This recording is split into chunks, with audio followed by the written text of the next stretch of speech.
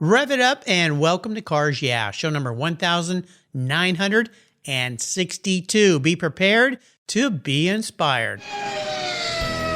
This is Cars Yeah, where you'll enjoy interviews with inspiring automotive enthusiasts. Mark Green is here to provide you with a fuel injection of automotive inspiration. So get in, sit down, buckle up, and get ready for a wild ride here on Cars Yeah.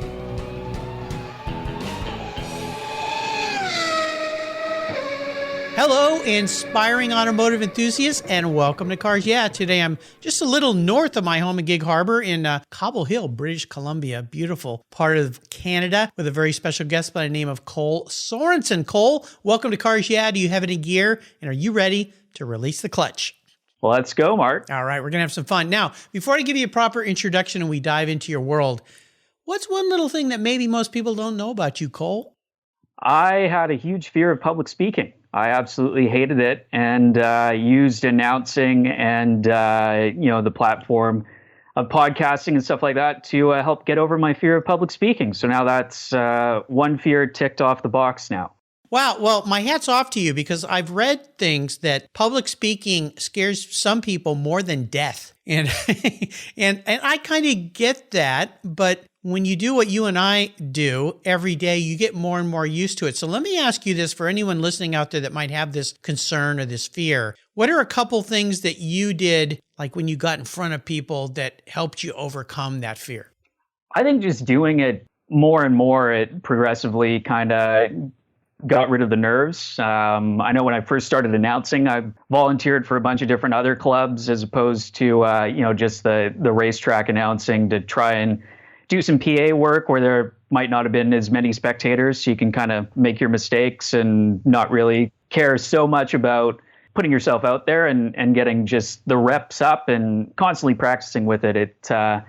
The first year was a little bit rough. And then as I got, going and just kind of pushed myself through it, I became way more comfortable with it. And now it's fun. But I get that because Rick Mears, it's actually his birthday today while we're recording this. Four-time Indy 500 birthday, Rick. Yeah. He said in one of he was doing an interview one time, and he said, I think it was the last year that he won the Indy 500 in 91, that when he passed Michael Andretti on the outside of turn one, after he did that, the last few laps, he was thinking about how much he was going to dread doing the victory lane interview since he won it for the fourth time and how much press he was going to get. That's how scared of public speaking he was. Wow. Yeah. Well, it's like anything, doing it over and over, repetition. I know some podcasters that have gone to teachers, people that help them speak, coaches and so forth that help you with that. I don't know about you, Cole, but for me, since I edit my own shows, just listening to myself over and over, which I don't think anybody likes hearing themselves unless they're politicians, that you learn to be a better speaker that way. You stop doing some of the uhs and stutters and whatever, all the different things that people do in normal speech that they don't think of, that you and I catch on. Do you find yourself when you listen to other podcasts now, or you even speak with people, you're editing in your brain all the time? I do that. Yeah. And I'm a video journalist as my full-time job. So I, shoot, edit, voice, all the stuff that goes on the news. We do a happier segment during COVID called The Upside. And even when you're on a shoot, you're thinking about how you can put together the story, or, ooh, that sounds like a good audio clip. And I think just listening to myself every single day, you definitely source out some things where you're like, I should probably stop doing that. That's really annoying. So yeah, that's helped out a lot. Yeah. There you go. I love it. Well, you've got a great speaking voice, so we're going to have some fun here today, no doubt. Cole Sorenson has been a lifelong fan of motorsports in all forms. Since the age of 14, he's been the track announcer at Victoria, BC, Canada's West Shore Motorsports Park, formerly known as Western Speedway. The facility is Western Canada's oldest continuous running racetrack. Cole's work at the Speedway paved the way for a career in television, and he currently works as a video journalist with CHEK TV and tries to fit in as many car-related stories as possible, at least without his boss getting too angry with him. His latest project is CHEK Sorenson Speed Talk Podcast, where he interviews a variety of different guests from around the province of British Columbia with connections to motorsports. So I'm talking to a fellow podcaster today. We'll be back in just a minute, but first a word from our valued sponsor, so give them a little love, and we'll be right back. I love Covercraft's new 5-layer all-climate cover. It was developed and engineered for anything Mother Nature can throw our way. It's very soft, breathable, and easy to store and pampers your paint and interior surfaces, providing maximum UV, rain, dust, and snow protection. Add their gust guards for windy conditions for extra protection. Their 5-layer all-climate cover is custom-tailored with Covercraft's attention to detail, form and fit with a quality and attention that's been their standard since 1965. Covercraft protects cars, trucks, motorcycles, RVs, trailers, and watercraft too. Every one of my vehicles is protected by a Covercraft cover. And I have a deal for you. Use the code YEAH21 at covercraft.com and you'll get 10% off your Covercraft order plus free shipping. That's right, 10% off and free shipping. Just type in the word YEAH, Y-E-A-H, 21 at checkout, YEAH21 at covercraft.com. Covercraft, protecting the things that move you. Most people don't think about their collector car insurance until their annual premium becomes due. Well, why wait and see if there are better options for your beloved rides? I didn't. Did you know if you change carriers before your policy runs out, your insurance company has to refund you the unearned portion of your policy premium? I did my homework, I shopped around, and I found American Collectors Insurance. And that's who protects my Porsche Turbo. That's right, the one I call my Orange Crush. They've been protecting collector vehicles since 1976. I encourage you to call my friends at American Collectors Insurance. Ask them about their agreed value policy. And if your collector vehicle is on your regular auto policy, you will be shocked at the savings, not to mention the assurance, should something bad happen to your ride, that you'll get what your vehicle is actually worth. Give them a call today for a quote at 866-ACI-YEAH. That's 866-224-9324. Tell them you're a friend of Mark Green at Cars Yeah! American Collectors Insurance. Classic car insurance designed by collectors for collectors. Automotive enthusiasts just like you and me. That's American Collectors Insurance. Give them a call today. So Cole, we're back. So let's dive a little deeper into the corner since you're used to being around racetracks and talk about this career path for you. Kind of walk us through what got you here, because you shared the fact that you were nervous about speaking and you just started doing it. And it sounds like that led to a career, which led to another career in television, which is very cool. And obviously, too, you love motorsports. So grab the wheel. Yeah, well, first the voice dropped in middle school, so that helped out a lot. And then people would kind of coax me into announcing and hosting kind of things around the school. And I had always loved going to the racetrack, and Western Speedway is my local short track oval. I went out there for a race, saw the announcer at the time who was doing the announcing. His name was Rocky Horn. He'd been doing it for 32 years at that point of the races. Wow. So I walked up to him and approached him and was like, hey, I want to do that. And he went, oh, good timing. I'm retiring at the end of this year. So that led to me following him around for a summer, seeing how he did things. And we have a Hornet series out at the racetrack, which is Civics, Integras, cheap, a cheap entry form, almost the Spec Miata style of oval racing. So they race on Wednesday nights. So they brought me out and I started doing the announcing for that. And that led me to helping out on Saturday nights. And when Rocky retired, I got the full-time gig out at Western, now West Shore, and I've been doing that ever since, going into my, I think, 7th or 8th year of doing it now. Wow. So, The lesson here is if you want something, ask for it. yeah, definitely. That was the big thing, was getting over the hurdle of asking for it, and the timing was a huge part of it as well. But then through the racetrack announcing, then people were like, oh, you should go do TV or do radio or something. So I looked into that. Went to broadcasting school over at the British Columbia Institute of Technology in Vancouver. They have a broadcast and online journalism program. Mm-hmm. Did that, and then got hired at our local TV station, CHEK News. And I'm, as I mentioned before, the video journalist for CHEK, where we cover positive stories during COVID, so that we're not constantly burdened by the pandemic and everything else that's happened in the world. So yeah, it's been a nice break. It's been a lot of fun working on that segment. And yeah, back at the Speedway, started back up in June, I believe, of this year. Mm-hmm. So I started doing that again on the weekends, and during the pandemic started up the Sorenson Speed Talk podcast. Yeah, let's talk a little bit about your podcast, because as if you weren't busy enough, you decided to add that to your repertoire. And I know you and I got connected, and I'm going to end up being a guest on your show at some point in time, which I'm very honored to be, which will be fun. So tell our listeners more about your podcast. What's it all about? So I started it, I had a podcast before this where it was called Short Track Radio, where I did it with a buddy, and we kind of just stuck around and talked to people from the local short track racing scene here on the island, which is pretty extensive. It's actually produced some pretty big names and people that have gone off to do quite a few things in the world of racing. So I had done that and kind of wanted to branch out and try and include other forms of racing in BC. And CHEK had just started up kind of a podcast wing of its broadcasting. So they had the studio. I asked if I could use it. I knew how to do the editing and recording stuff from BCIT. So as soon as our podcast producer, Tech, heard that he wouldn't have to oversee this, he was more than happy to give me the booth time.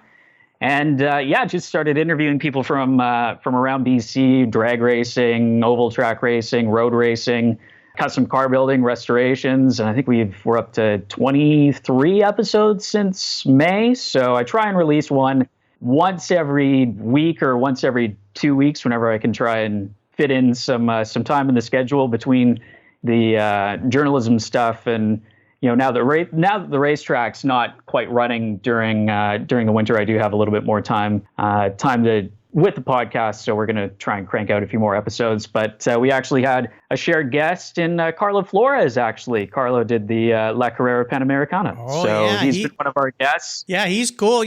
He was fun to talk with because I'd had Renee Brinkerhoff, who was one of the first women to race in that before. She's now down in the Antarctica racing her 356 Porsche as we speak to finish her 7-continent tour. But Carlos was fun to talk to, taking a GT40 replica. I think it's a super performance model, but taking that down and racing it sounds like he's having some fun. So you and I get to talk to some really cool people. Is that what you like a lot about the podcast aspect and even the TV that you do, is the interaction with different people? Yeah, on both sides, we, you get to talk to some pretty interesting people on a daily basis with, the journalism stuff as well as the podcasting. Cars are my passion and motorsports is my passion. So it's almost another layer to the journalism side.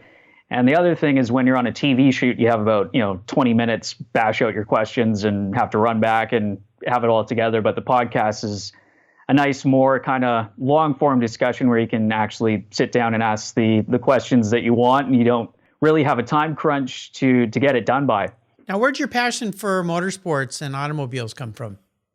My dad, I'm actually, I know you won't be able to see this on the podcast since it's audio only, but I see a whole bunch of models there behind you. You can't see the actual labeled shelves of Hot Rod magazine and Rod and Culture and Rodder's Journal magazines. So he's been into cars and into racing. Sprint car racing is kind of his thing, and drag racing. So that's what I grew up watching. And on the island, we're fortunate at Western and West Shore to have a very prominent pavement sprint car racing scene, which is kind of different to dirt racing, which is what you normally see with the sprint cars. But yeah, that's kind of where it started. And then, watching pretty much every single racing series I could imagine with Speed Channel, anything racing related that was live, I pretty much tuned into. And then by the end of it, I was a fan of Wind Tunnel with Dave Despain. So, yeah, all of their programming, that's kind of what I would watch, and really wasn't into too many other forms of sports. So I was like, well, if there's more forms of auto racing, which there are plenty, I'll just get all in depth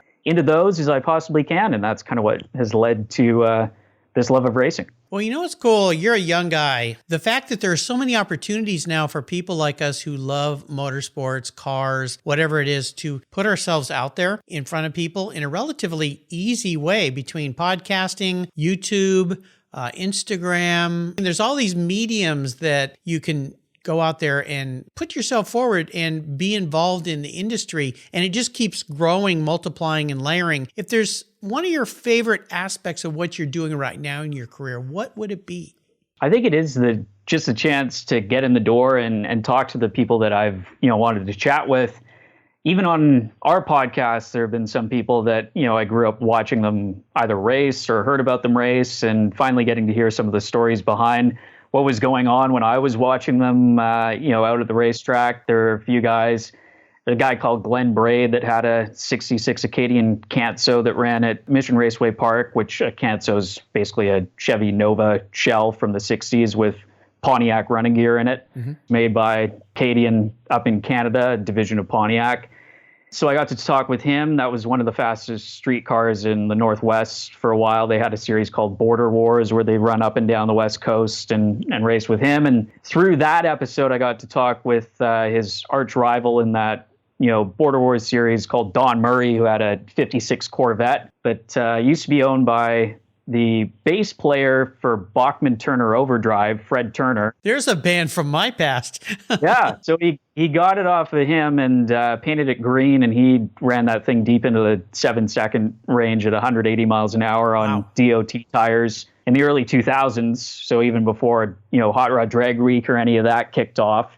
So yeah, that was cool to get both of their perspectives on each other and kind of hear the backstory behind that. So yeah, just having the opportunity to hear about all this stuff that interests me at least, and as I've been putting it out, turns out interests other people as well. I know, it's so much fun. I had Don Prudhomme on my show a few weeks ago, the drag racer, and I used to build models of his cars back in the day. Same with Don Garlitz, who was a guest on my show years ago. And I'm thinking, when I was a little kid, I used to go see these guys race, and I built models around their cars. And now I'm sitting here talking with them. Sometimes I have to kind of pinch myself. Some of the amazing people I get to talk to, Vic Elford, who's raced every 917 that there ever was to race, and all these different people. And you go, wow, this is pretty interesting. So there's so many opportunities for enthusiasts like you and I. Let's talk a little bit about your driving inspirations. Somebody in your life who's been a key mentor, a huge influencer to you to help you get to where you are today.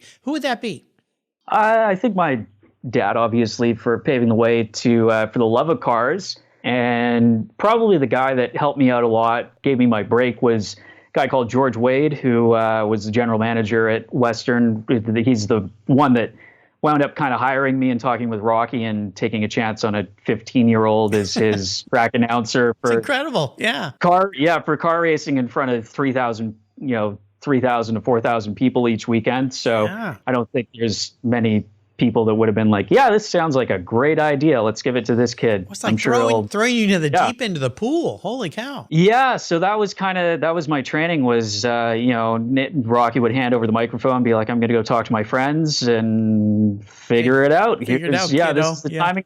This is the timing and scoring system. And, this is how you turn it on. This is how you turn the music on. Listen to me and see if you learn anything. So yeah, Rocky was a big part of it too, where he allowed me the space to do my own thing, and was helpful at the start as well. Very, very cool. So if somebody out there is listening to you today and they go, that's what I want to do, that sounds so cool, what are some pieces of wisdom you would offer to them so they could find a career path in that direction?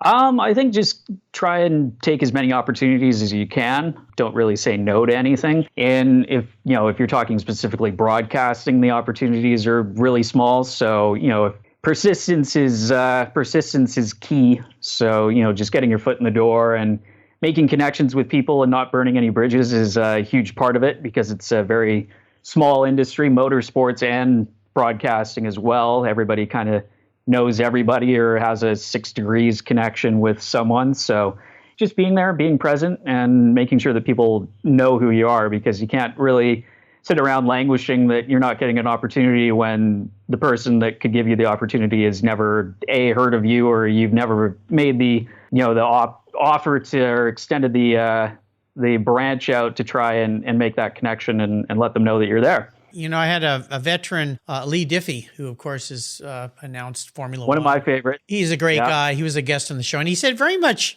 similar to what you said when he was on this show about all those different things. Don't burn bridges, take opportunities, do things, get out there, be in front, be around, be present. And you look at him, I mean, he continues. I mean, he does the Olympics, he does racing. I mean, he's just all over the place. Of course, he's got that great accent that you and I don't have. So yeah, he started, I listened to a podcast actually with him. This has just turned into a podcast about podcasts, but yeah, there's a really good one down in Australia called Rusty's Garage with another Australian broadcaster. And I really like the Australian racing scene with V8 supercars, and their sprint car racing scene is during the winter, which works well with our off season. So yeah, he started, I think he moved to Sydney or moved somewhere in Australia for an opportunity, announcing motorcycle racing or supercross or something, and that led to him announcing the World Superbike Championship and then the V8 Supercar Series and then the speed opportunity. So yeah,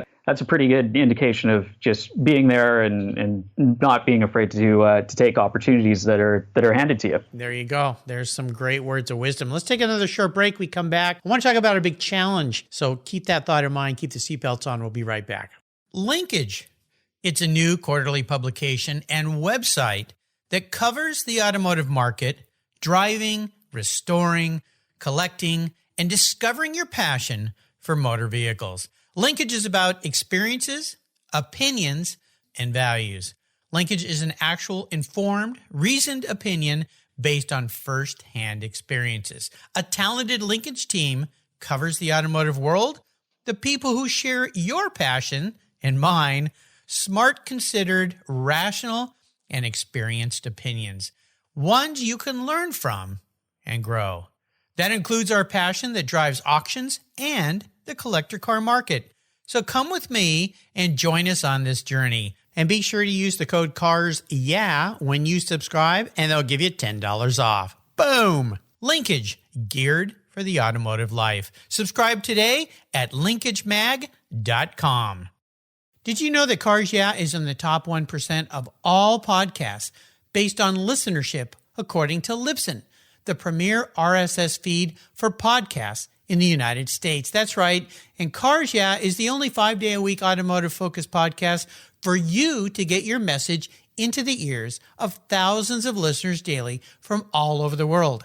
Plus, DuPont Registry recommended Cars Yeah! is one of their top 10 car podcasts for you to enjoy.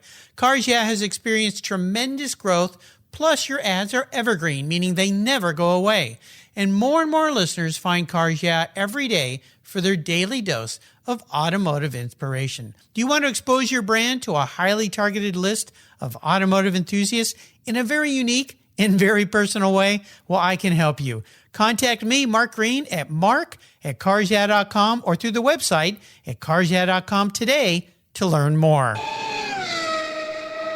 So, Cole, let's talk about this. One of the big challenges you bumped up against, you already talked about fear of public speaking, and you thought, I don't like to speak publicly. I think I'll go do that for a living. Well, that's a pretty big challenge to overcome. But is there something else that you came up against that was a huge learning lesson that you could take positive or forward in a positive way?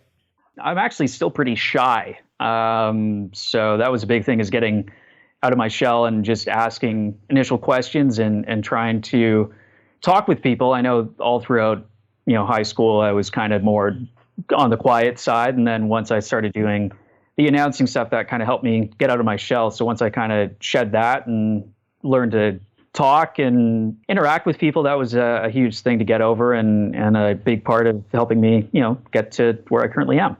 I had a guest on the show years ago that talked about getting over shyness. And one of the things she said was, how I got over shyness was learning to ask great questions and then listening. Because everybody loves someone who listens to them. And most people, and you've learned this as a podcaster, I have too, is not to anticipate the answer, but to stop and really be present in the moment and listen to the person. And that has helped. I've given that advice to other people who've been shy. Yeah, that's something that they teach you kind of in journalism school, is not to interrupt the person or just constantly be going, yeah, throughout their answer. If you just, sometimes silence is golden.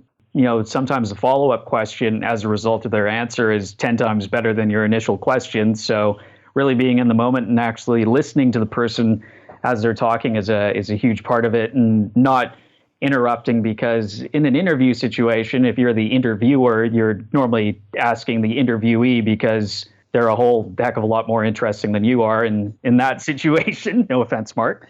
But none taken. Yeah, that's how I look at it. I look at my podcast when I'm doing an interview like nobody wants to hear from me. They are tuning in because I have so-and-so on the show. So, I'm going to let them talk and have the floor because it's their time and they agreed to give their time.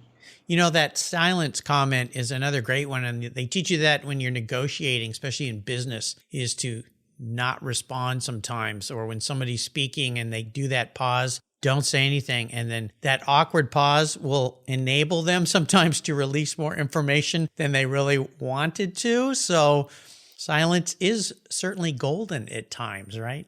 Yeah, you'd always, especially when you're doing the interviews on TV, you always leave a little bit of dead air from when they stop the answer and you ask the next question, because sometimes, as you said, they can just start up and say the exact same thing or say the exact thing that you wanted them to say initially, but you just didn't give them the time to reach that point. Absolutely. How about a bucket list thought on your future? If you look ahead the next 2 or 3 years, there's some bucket list items you'd like to accomplish? I want to, it might be farther down the road than 2 or 3 years. I want to be on the Indianapolis 500 radio broadcast. I always love the radio broadcasts and the enthusiasm. Mark Janes, I believe, is the lead radio guy for the IMS radio network. So, him and his team are really passionate about racing and are huge race fans, and their passion kind of shows on radio. And it's kind of fun because you have to paint a picture on radio instead of on TV where you're speaking to images. On radio, you have to kind of create the images. So that's something that I want to do, and maybe move into motorsports more on a full-time basis, whether it's PR, social media strategist, something like that, announcing, anything like that. That's kind of where I want to be. Very cool. That sounds awesome. Some of the great announcers really do what you said. They paint this whole story and they interject all these other things into announcing. And I'm always amazed when you listen to sports announcers at what they know. How do you know all that? And how can you pitch all that out there so fast? And especially, let's say racing, something you and I love, announcing cars and knowing every car number, especially like GT racing. Now, Formula One, IndyCar, you kind of know the racers, but you get into some of these GT races and that guy, and all the little facts. And it's like, holy cow. You got a lot of stuff going on in your head.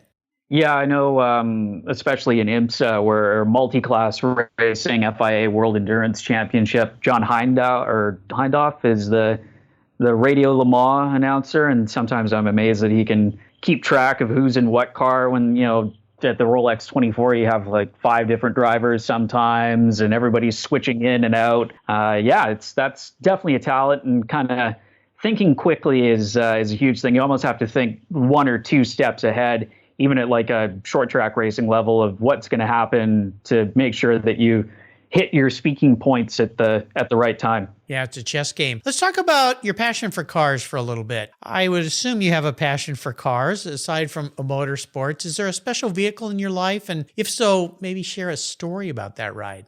So the street car right now is pretty boring. It's an '09 Honda Civic, but my first vehicle was a 93. I still have it.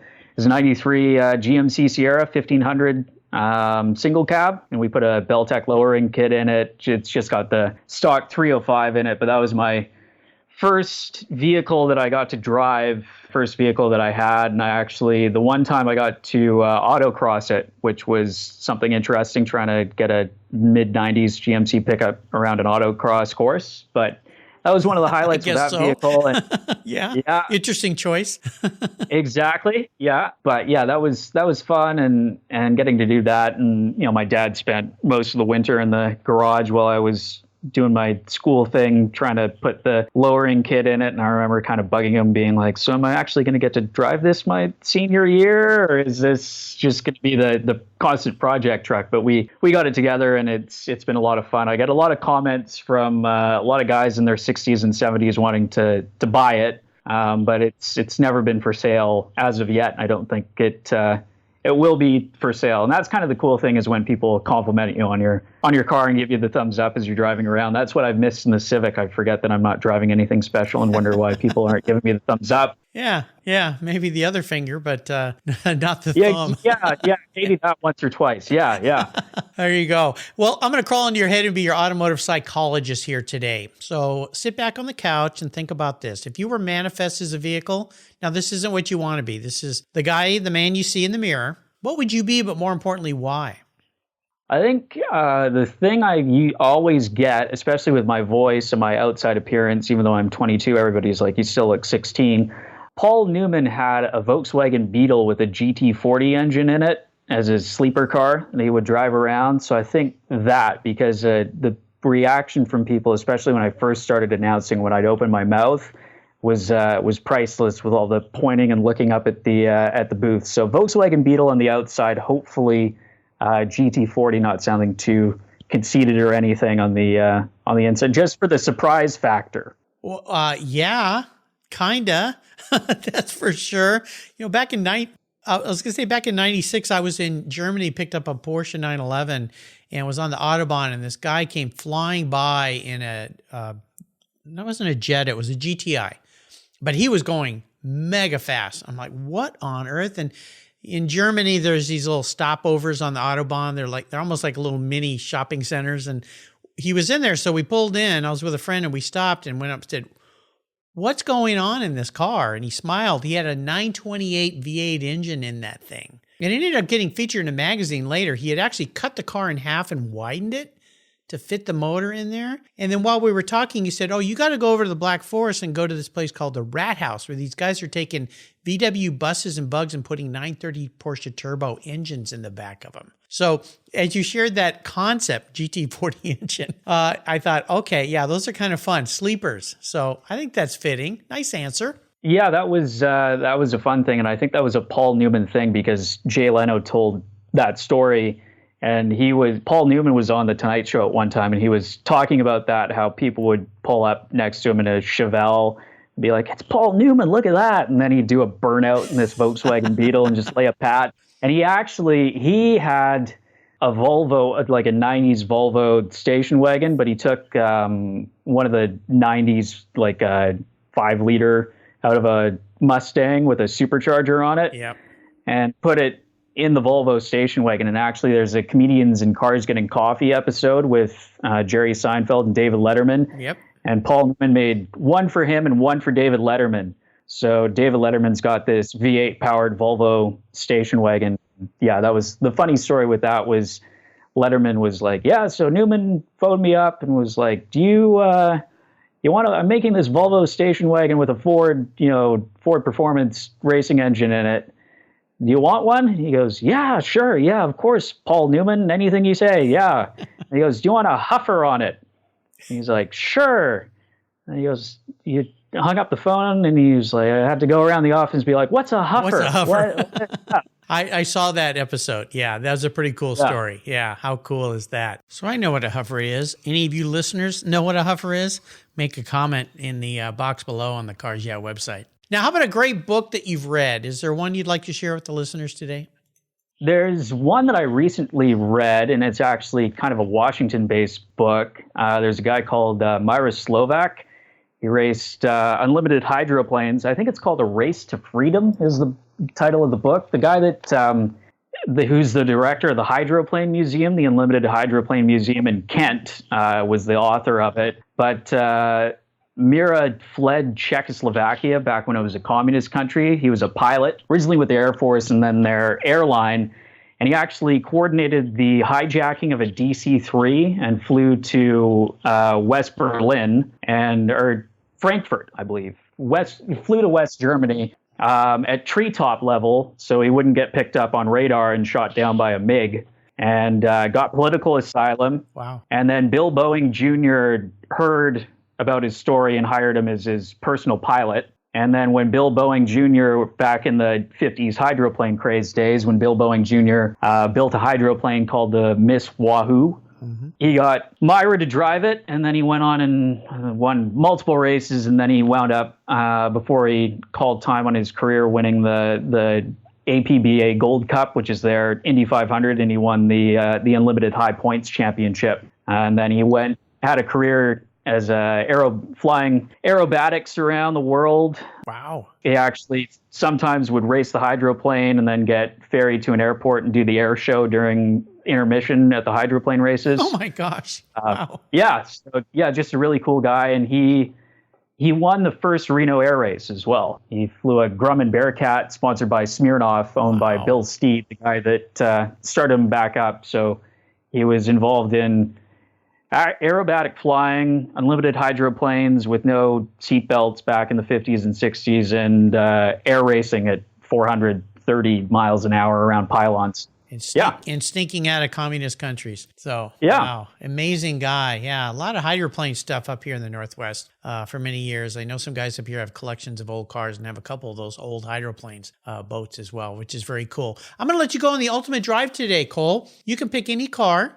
I'll buy any car for you. You can go with anybody, living or someone who's passed, and you can be anywhere in the world. So with the open checkbook that Cars Yeah is offering you today, what does the ultimate drive look like for you?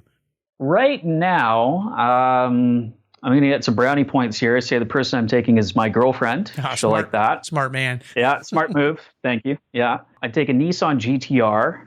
And then I'd go, not right now because half of it's washed out, but in the summertime on BC Highway 3, which is called the Crow's Nest Highway. It takes you to the interior of BC, which is Kelowna, Soyuz, Penticton, which is almost like a desert kind of landscape. It's like Yakima, Spokane, like a continuation of that up into BC, but you can drive from the coast, see all the trees, all the rivers and the waters, and then you see the Cascade Mountains, go through there, go through a national park, and then you can see kind of the topography and some of the trees changing and the landscape change as you drive through, and then you wind up in a desert atmosphere and a bunch of vineyards and wine country, Canada's wine country in the Okanagan.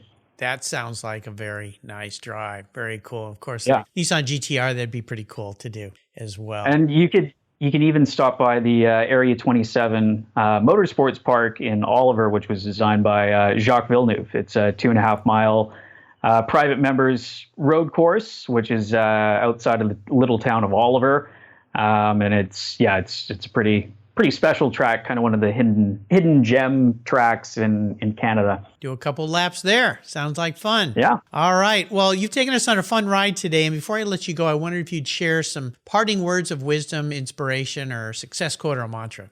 Wow. That's have to see. It's, just don't give up. Keep pursuing your dreams, and, you can make it happen if you have the passion. You know, I've had hundreds of race car drivers on the show, and since you're around track so much, I'm not surprised. Never, ever give up. The old Sir Winston Churchill quote definitely applies here. So great words of wisdom. Don't give up. Keep chasing your passion. How can people follow you?